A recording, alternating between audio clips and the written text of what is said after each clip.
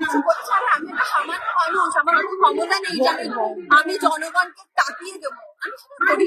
আমি শুধু একটা সামান্য প্রশ্ন করেছি যে দিনের পর দিন যা ঘটেছে, ক্ষমতা বা শাসনে যারা আছে এই সমস্ত মন্তব্য করছেন, বিশেষ করে মহিলাদের নিয়ে আর ডাক্তারদের নিয়ে।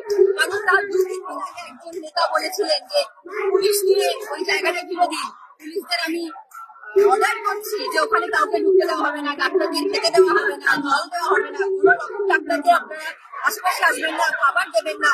ওই 7,500 ডাক্তার না পেলে মরবে, তারা 1 মাস ধরে ওখানে আন্দোলন করছে। এগুলো তো হয় না, এগুলো তো চলে না, এগুলো কি সম্ভব?